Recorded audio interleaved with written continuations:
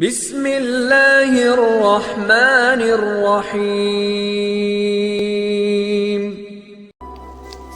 حضرت علی علیہ السلام نے فرمایا، جب کبھی کسی ضرورت مند کی آواز تمہارے کانوں تک پہنچے تو اللہ کا شکر ادا کیا کرو، کیونکہ اللہ نے اپنے بندے کی مدد کے لیے تمہیں پسند کیا ہے، ورنہ وہ اکیلا ہی کافی ہے سب کے لیے۔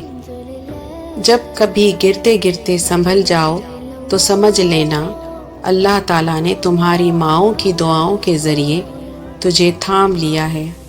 جو والد کی قدر کرتا ہے وہ کبھی غریب نہیں ہوتا، اور جو ماں کی قدر کرتا ہے وہ کبھی بد نصیب نہیں ہوتا۔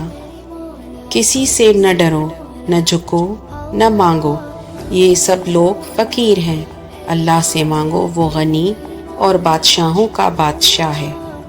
جو انسان یہ سمجھتا ہے کہ اللہ جو کرتا ہے وہ ہمارے لیے بہتر ہوتا ہے، وہ انسان کمال کا ایمان رکھتا ہے۔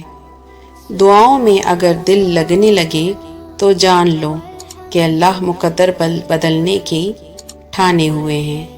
دنیا میں سب سے زیادہ وہ لوگ سکون میں رہتے ہیں جو مشکل وقت میں کہتے ہیں کہ میرے لیے بس اللہ ہی کافی ہے۔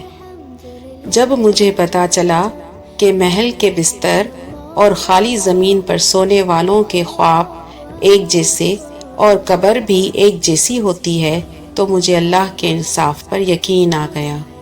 اگر دنیا میں سکون ہوتا تو لوگ اللہ تعالیٰ کو بھول جاتے۔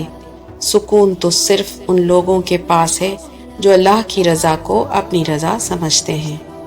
مخلص انسان مل جائے تو غنیمت سمجھیں، چالاکیاں آزما کر اسے کھو نہ دیں۔ یہ دنیا بار بار مخلص لوگوں سے آپ کو نہیں ملواتی۔ جب کوئی پریشانی نہ حل ہو رہی ہو اور نہ ہی ختم ہو رہی ہو تو آپ درود شریف کی کثرت کر لیں، مشکل ختم ہو جائے گی۔ جب دل اداس ہو اور وجہ بھی سمجھ میں نہ آ رہی ہو تو سورہ رحمان پڑھ لیا کرو، دل کو سکون آ جائے گا۔ کائنات میں کوئی کسی کا اتنی شدت سے انتظار نہیں کرتا جتنا اللہ رمضان میں اپنے بندے کی توبہ کا انتظار کرتا ہے۔ مدد کرنا ایک بہت مہنگا تحفہ ہے، اسی لیے سب سے اس کی توقع نہیں رکھنی چاہیے، کیونکہ بہت کم لوگ دل کے امیر ہوتے ہیں۔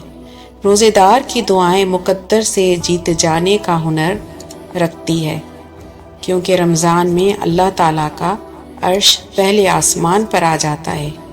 کفر کے بعد سب سے بڑا گناہ دل آزاری ہے، چاہے وہ مومن کی ہو یا کافر کی۔